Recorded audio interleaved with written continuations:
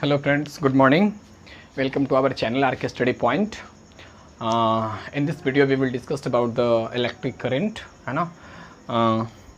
और आप before watching this session, you go the playlist and watch my previous lectures, so you understand very clearly and carefully. Correct ना. तो दोस्तों मैं आपको बता देना चाहूँ कि आपको जो है यहाँ पे क्लास 10 का मैं फिजिक्स पढ़ा रहा हूँ, ठीक है. और इससे पहले की सारी वीडियो को आप जाके देखिए, जिससे कि आपको अच्छे से समझ में आए, अच्छा कॉन्सेप्ट आपका क्लियर हो, ठीक है मेरे प्यारे दोस्तों, ठीक है. और आज के हम लोग क्लास में स्टार्ट करेंगे इलेक्ट्रिक करंट के बारे में, ठीक है. इससे पहले मैंने बहुत कुछ पढ़ा रखा है. इलेक्ट्रिक पोटेंशियल मैंने प्रीवियस जो लेक्चर में पढ़ाया था, इलेक्ट्रिक पोटेंशियल पढ़ाया था, पोटेंशियल डिफरेंस पढ़ाया था, उस पर न्यूमेरिकल किया था और उस पर एक सैम्पल प्रॉब्लम भी दिया था, ठीक है. जैसे ही आपसे वो बना या नहीं बना, आप मुझे कमेंट में बोलेंगे, कमेंट करके आप हमको बताएंगे कि बना या नहीं बना क्वेश्चंस. यदि नहीं बना हुआ, in case if you are not able to solve this questions, then please let me know, I will solve this problems, okay, the next video. Correct ना. चलो ठीक है. तो आज के वीडियो में हम लोग इलेक्ट्रिक करंट को पढ़ेंगे, ठीक है. इलेक्ट्रिक करंट होता क्या है समझो. इलेक्ट्रिक करंट होता क्या है दोस्तों, देखना यहाँ ध्यान से. इलेक्ट्रिक करंट होता क्या है समझिए. देखिए इधर मैंने आपको पोटेंशियल डिफरेंस के बारे में बताया था क्या, पोटेंशियल डिफरेंस के बारे में. करेक्ट ना. तो पोटेंशियल डिफरेंस के बारे में मैंने क्या बताया. मान लिया जाए एक इलेक्ट्रिक सर्किट है ना. मान लो एक वायर है. कैसा वायर है बताओ, ये कैसा वायर होगा. गुड कंडक्टर होगा कि बैड कंडक्टर होगा. गुड कंडक्टर होगा. बैड कंडक्टर हो सकता है क्या. वायर बैड कंडक्टर का नहीं होगा. बिल्कुल हो सकता है. मान लो तार है, सॉरी तार नहीं, रस्सी है. रस्सी भी एक तरह से वायर है. करेक्ट ना. इलेक्ट्रिक वायर नहीं. तो कहने का मेरा मतलब मेटल वायर, जिसको कहेंगे हम लोग, क्या कहेंगे उसको, मेटल वायर. तो मान लो दोस्तों, समझो यहां से इलेक्ट्रिक करंट होता क्या है समझिएगा. इलेक्ट्रिक करंट जो होता है, फ्लो ऑफ चार्ज होता है. Flow of charge. अगर हम इलेक्ट्रिक करंट के बारे में अगर एक वर्ड में बोले तो हम क्या कर सकते हैं, फ्लो ऑफ चार्जेज, है ना. चार्जेज होता क्या है, पॉजिटिव चार्जेज और निगेटिव चार्जेज. करेक्ट ना. तो क्या पॉजिटिव चार्ज या negative charges, you know very well कि कॉजेज जो होता है, तुम्हारा करंट का जो कॉजेज होता है वो किस पे डिपेंडेंट होता है, इलेक्ट्रॉन पे. तो फ्लो ऑफ इलेक्ट्रॉन्स भी हम कह सकते हैं, है ना. बात समझ रही है. तो इलेक्ट्रिक करंट जो है, अगर वन वर्ड में हमसे कोई पूछे तो क्या कह सकते हैं हम, flow of charges. Flow of charges. और चार्जेज क्या है, इलेक्ट्रॉन्स का फ्लो. करेक्ट ना. इलेक्ट्रॉन्स का फ्लो. तो देखिए ध्यान से देखिएगा, अगर मान लीजिए एक मेटल वायर है, ये क्या है, ये एक मेटल वायर है ए, और ये क्या है बी. मान लो यहाँ का पोटेंशियल भी ए और यहाँ का पोटेंशियल क्या है बी बी. करेक्ट. तो बताइए एक मेटल वायर है, यहाँ से करंट फ्लो हो सकता है.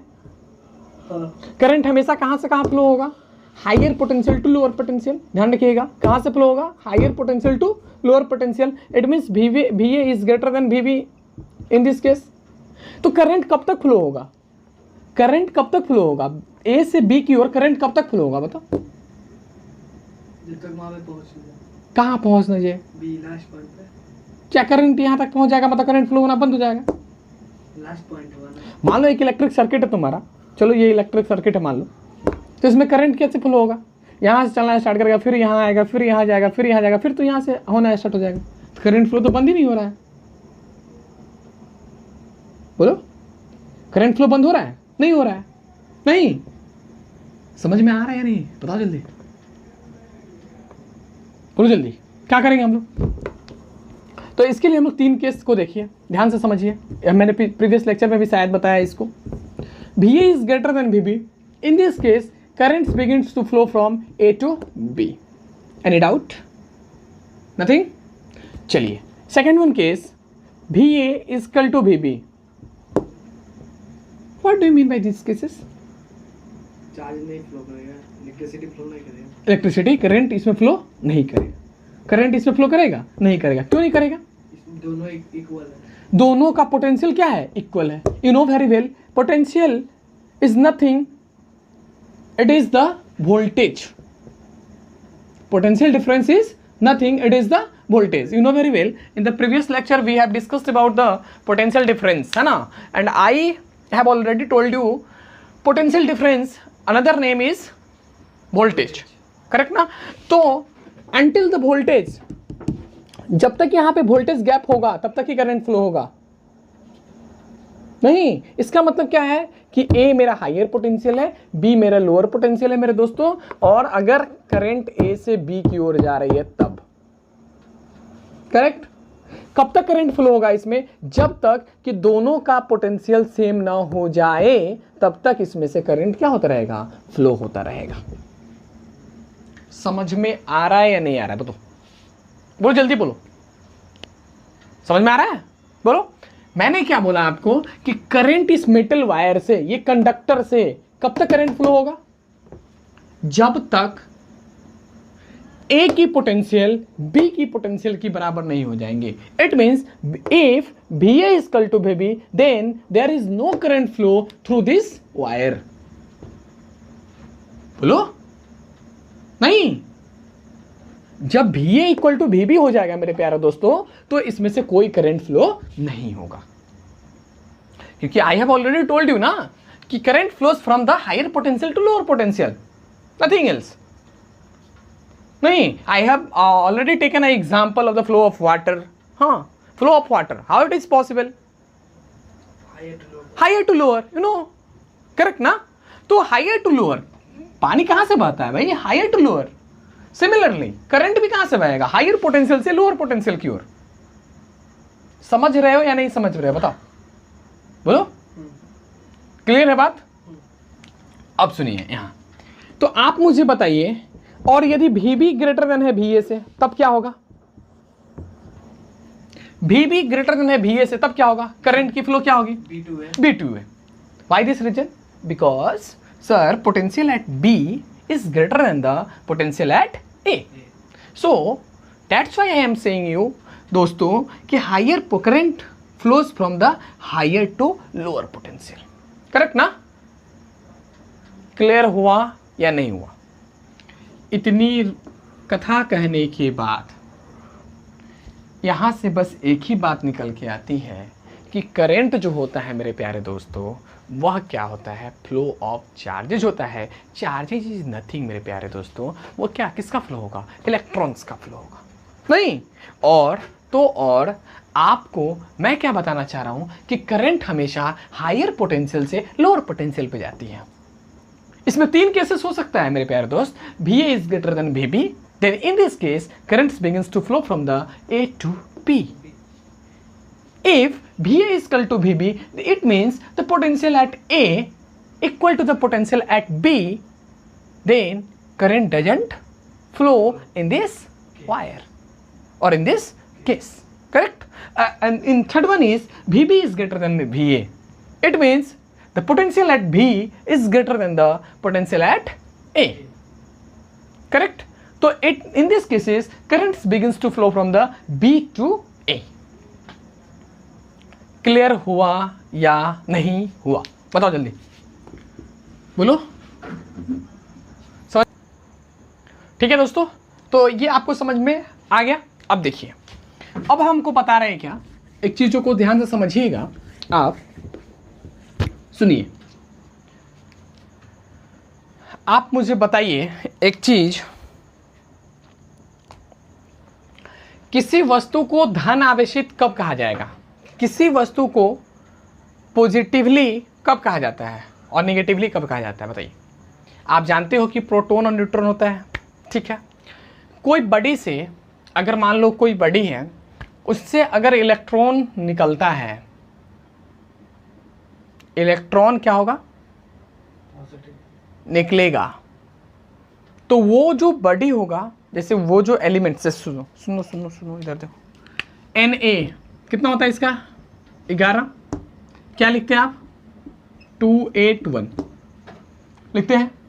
ये इलेक्ट्रॉन्स है, पता है ना? ये तुम लोग को पता है नहीं पता है? पता है ना? 281, ठीक है। ये 1 क्या करता है? बाहर निकलता है। ये क्या है? इलेक्ट्रॉन्स। ये क्या है? इलेक्ट्रॉन्स। जब इलेक्ट्रॉन्स निकलता है तो ये सोडियम पॉजिटिव चार्ज एक्वायर करता है। नहीं समझ में आया? देखिए, अगर सुनिए, ध्यान से सुनिए, हम इसको कब हम इसको धनावेशित कहेंगे? जब इलेक्ट्रॉन का इससे प्रवाह होगा, मतलब इलेक्ट्रॉन जब इससे बाहर जाएगा। समझ रहे हो? जैसे यहां देखो Na+, इसका मतलब क्या हुआ कि एक इलेक्ट्रॉन इससे बाहर गया। नहीं, किसी भी एलिमेंट्स जो है हमारे पास, उसका अगर इलेक्ट्रॉन बाहर जाता है तो वह जो एलिमेंट वो जो होता है वो कैसा एक्वायर करता है? Positive charge. जैसे क्लोरीन, इसका कितना होता है एटॉमिक नंबर? 17। क्या लिखते हैं आप? 2, 8, 7 लिखते हैं। अब 7 जो है ये आउटर मोस्ट ऑर्बिट नंबर में, ये 7 इलेक्ट्रॉन है, तो ये तो एक इलेक्ट्रॉन्स को लेगा, इनेट तो बनाएगा, करेक्ट ना? पास समझ में आ रही है कि नहीं? बोलो, एक इलेक्ट्रॉन तो लेगा। इसका मतलब जैसे ही ये एक इलेक्ट्रॉन लेता है मेरे प्यारे दोस्तों, तभी तो आप लिखते हो क्लोरीन पर नेगेटिव। समझ में आ रहा है या नहीं आ रहा है? बताओ। ये लेगा कैसे? ये लेगा, देखो ये तो तुम्हारा केमिस्ट्री की कहानी है, ये तुम्हारा केमिस्ट्री की कहानी है। मैं आपको ये बताना सिर्फ चाह रहा हूँ यहाँ पे, इलेक्ट्रॉन को छोड़ा, देखो यार ध्यान से देखो, इलेक्ट्रॉन को छोड़ा तो ये एलिमेंट कैसा एक्वायर किया? Charge positive. जब इलेक्ट्रॉन को लिया तो ये कैसा एक्वायर किया? नेगेटिव। बस इतना तो आपको समझ में आया नहीं आया? मतलब अगर एगो इलेक्ट्रॉन निकल गया, समझो एकदम ठेठी से, एगो इलेक्ट्रॉन निकल गया, चाहे 2 इलेक्ट्रॉन निकले, जितना इलेक्ट्रॉन निकले, खाली इलेक्ट्रॉन निकला, इसका मतलब जो एलिमेंट बचा है वो कैसा चार्ज एक्वायर करेगा? वो प्लस। तब हम उस वस्तु को, उस एलिमेंट को क्या कहेंगे? धनावेशित कहेंगे। क्या कहेंगे? धनावेशित कहेंगे। क्लियर? इसका मतलब क्या है? सिंपल, नंबर ऑफ प्रोटॉन्स हमारा ग्रेटर होगा किससे? नंबर ऑफ इलेक्ट्रॉन से। सिंपल बात है। नहीं, तभी तो हम उस वस्तु को, उस एलिमेंट्स को क्या कहेंगे? Positive charges. पॉजिटिवली है ये, धनावेशित है। अदरवाइज क्या कहेंगे उसको? ऋणावेशित है। कब ऋणावेशित कब कहेंगे? जब number of electrons is greater then the number of protons. Correct ना? समझ में आ रही है बात या नहीं आ रही है? बताओ। क्लियर है भाई? चलो आगे देखते हैं। अब सुनो, फ्लो ऑफ इलेक्ट्रिक चार्जेस, अभी मैंने आपको बताया कि higher potential to lower potential होता है फ्लो। ठीक है सर, ये तो होता है, आपको पता है। अब सुनो, एक बॉक्स बनाओ जिसमें प्लस का चार्जेस रखो। सुनिएगा ध्यान से, इधर एक है तुम्हारा निगेटिव, सुनिए ध्यान से, ठीक है? ये इस बॉक्स का नाम है ए, इस बॉक्स का नाम है तुम्हारा बी। अरे भाई समझ में आ रहा है या नहीं आ रहा है? बताओ। आ रहा है? आप सुनो, मान लो कि VA इज ग्रेटर देन है VB, और इसको एक मेटल वायर से जोड़ो। कैसा वायर है ये? मेटल वायर, जो कि कंडक्टर है तुम्हारा। समझ में आ रहा है कि नहीं आ रहा? बोलो। अब सुनो, एक हमको बात बताओ, तुम इसमें तुम्हारे हिसाब से करंट कितने सेकंड में फ्लो होगा? बोलो। मेटल वायर है, करंट कितने सेकंड में फ्लो होगा? जल्दी बताओ। अरे भाई हायर पोटेंशियल है ना, और ये कैसा पोटेंशियल है? लोअर पोटेंशियल है। अरे बोलो ना, तो करंट कितने सेकंड में फ्लो होगा? A to B। इसका मतलब प्लस से अरे बोलो ना, प्लस से नेगेटिव। तो इसको हम लोग कहते हैं कन्वेंशनल करंट। इसको कौन सा करंट कहेंगे दोस्तों? Conventional current. CONVENTIONAL, conventional current. बोलो, समझ में आ रहा है? जब हम ये सोच रहे हैं कि करंटवा कितने से कितने जा रहा है? प्लस से माइनस, तो इसको कौन करंट कहेंगे? कन्वेंशनल। लेकिन एक्चुअली में फ्लो किसका होता है? Negative to positive. इलेक्ट्रॉन्स का। एक्चुअली में करंट किसका फ्लो होता है? इलेक्ट्रॉन्स का। और इलेक्ट्रॉन्स कौन है? नेगेटिव वाला। तो नेगेटिव टू पॉजिटिव जो करंट फ्लो होगा, इसको हम लोग करेंगे क्या? Electronic current. क्या कहेंगे इसको दोस्तों? इलेक्ट्रॉनिक। ऊपर दिख रहा है क्या? इलेक्ट्रॉनिक करंट नहीं दिख रहा है? अच्छा चलो देखो, लिख लो इलेक्ट्रॉनिक करंट। यहाँ तक दिख रहा है ना? हाँ वो दिख रहा है। चलो ठीक है, इलेक्ट्रॉनिक करंट। यहाँ जो करंट फ्लो रहा है इसको क्या कह रहे हैं हम लोग? Electronic current. अच्छा एक बात बताओ कि सर इस जो चैप्टर में जो है क्या एजम्पशन किया है? हम इसको एजम्पशन करके चलेंगे कि इसको एजम्पशन करके चलेंगे? मेरे प्यारे दोस्तों, आप कन्वेंशनल करंट के पर हम लोग सारी व्याख्या को करेंगे। करेक्ट। जैसे हम जो आज आपको प्रीवियस लेक्चर में जो हम आपको सर्किट बनाए थे, देखिए ध्यान से, तो ऐसा सर्किट बनाया था क्या? करंट फ्लो हो रहा था कहाँ से? Positive to negative. अकेले घुस रहा था। नेगेटिव। अरे बोलो, समझ में आ रहा है? तो देखो हम लोग किस पर सारा चीज़ डील करते हैं? कन्वेंशन पे। करेक्ट। आगे चलेंगे, आगे और अच्छे से बेहतर से समझेंगे। यहाँ पे मैं आपको रफली समझाया। देखिए समझ में आ रहा है? बोलो, समझ में आ रहा है?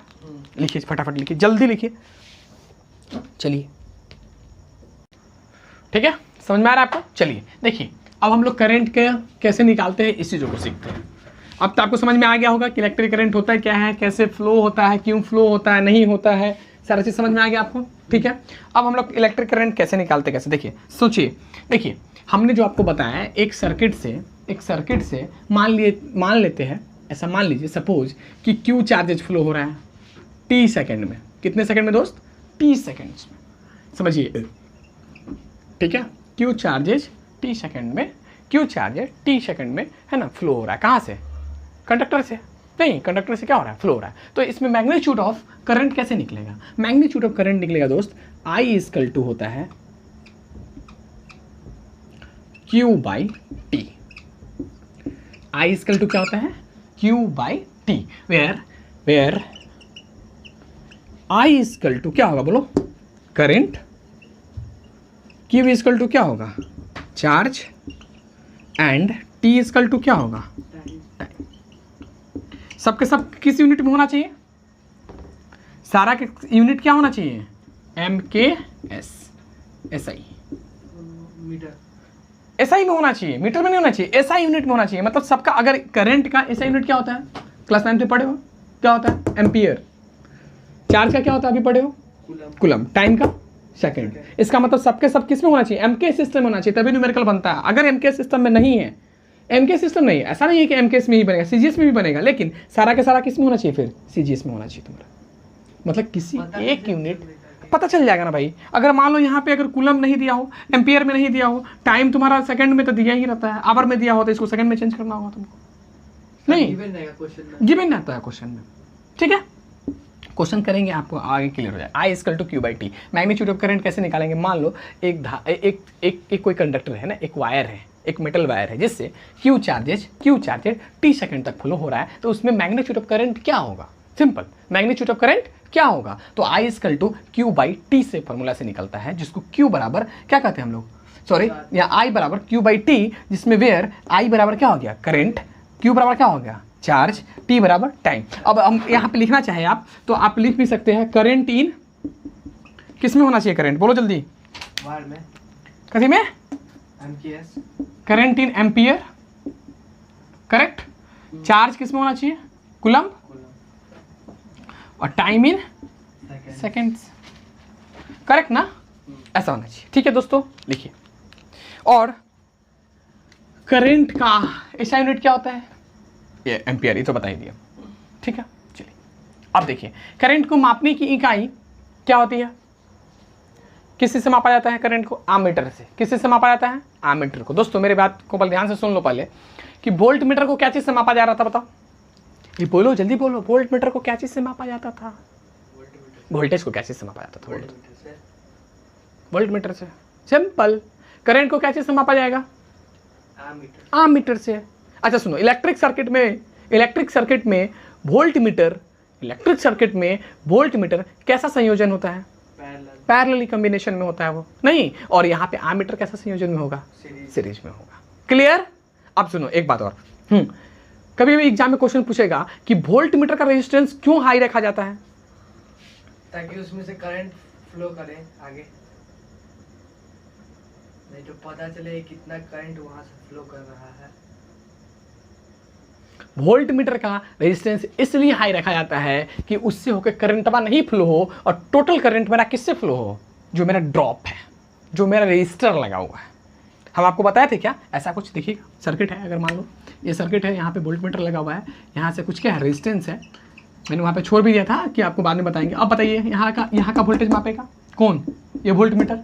अब यहाँ से करंट अगर फ्लो हुआ मान लिया जाए, ठीक है, सुनिए, और यहाँ पे अगर रेजिस्टेंस, इससे रेजिस्टेंस, ये इसका रेजिस्टेंस कम है, मान लो ये 2 है, और ये मान लो कि 5 है, नहीं तो करंट कितने से फ्लो होगा? ऊपर से जाएगा करंट। रेजिस्टेंस क्या करता है?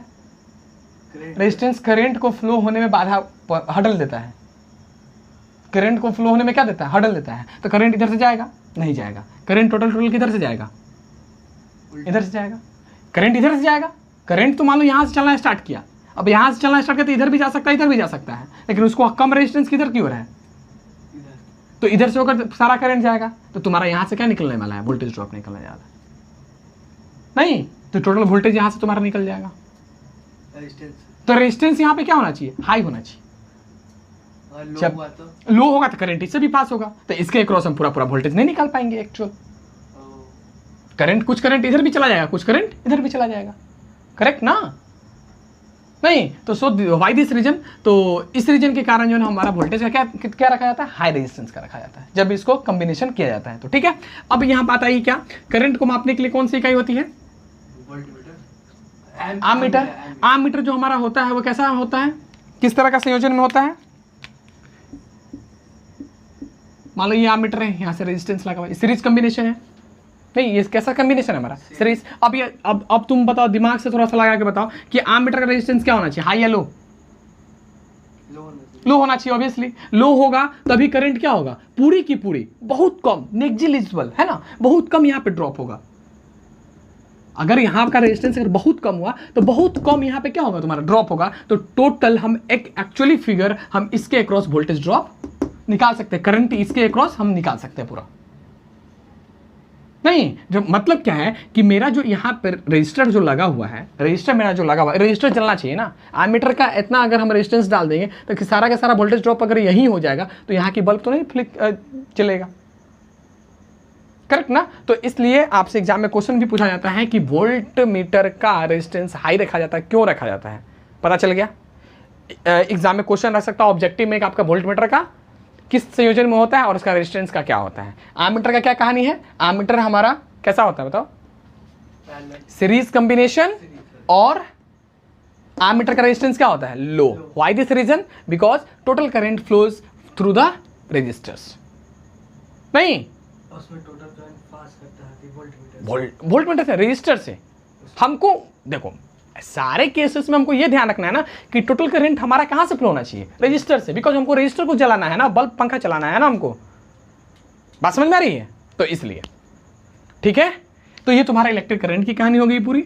ठीक है, और इलेक्ट्रिक करंट को हम लोग क्या से मापते हैं? आममीटर से मापते हैं, ये भी आपको ध्यान में रखना है। ठीक है, अब इस पर का बचा क्या? क्या है इसका? न्यूमेरिकल है। ठीक है, तो अब हम लोग न्यूमेरिकल जो है ना कल के लेक्चर में करेंगे दोस्तों। ठीक है, आपको आई होप कि आपको इस लेक्चर में इलेक्ट्रिक करंट पूरी समझ में आई होगी। मैंने इसमें इलेक्ट्रिक करंट बताया आपको। इलेक्ट्रिक करंट होता है क्या है? Flow of charges. चार्जेज दो तरह के होते हैं, पॉजिटिव नेगेटिव, और इलेक्ट्रॉन्स की फ्लो ही हमारा चार्ज का फ्लो है। ये चीज़ मैंने आपको बताया। किस तरह से करंट फ्लो होता है, इसमें 3 केसेस मैंने लिया। किस तरह से करंट फ्लो होगा, जब क्या होगा, नहीं होगा, किसका पोटेंशियल हायर टू लोअर जाता है ना, इसमें 3 केसेस हमने बताया आपको, है ना। उसके बाद हमने आपको कन्वेंशनल करंट के बारे में बताया, इलेक्ट्रॉनिक करंट के बारे में बताया, और हम लोग किस बिहाफ पे काम करेंगे? कन्वेंशनल करंट के बिहाफ पे हम लोग सारे चैप्टर को क्या करेंगे? पढ़ेंगे। करेक्ट, इतना मैंने आपको आज के लेक्चर में बताया दोस्तों। आप अच्छे से देखिए लेक्चर को। ठीक है, आप स्पीड नहीं कीजिए तो ही ज़्यादा अच्छा है, रेगुलर देखिए, आपको पूरा के पूरा फिजिक्स समझ में आ जाएगा। मैं कल के लेक्चर में न्यूमेरिकल करूँगा। ठीक है, और उसके बाद जो होगा आगे की ओर हम आपको पढ़ाएंगे कॉजेज ऑफ कॉजेज। किसका कॉजेज? इलेक्ट्रिक करंट का। ये पढ़ाएंगे कि आखिर एक्चुअली में इलेक्ट्रिक करंट कैसे होता है, कैसे उत्पन्न होता है, इस चीज़ों को मैं आपको बताने वाला हूँ।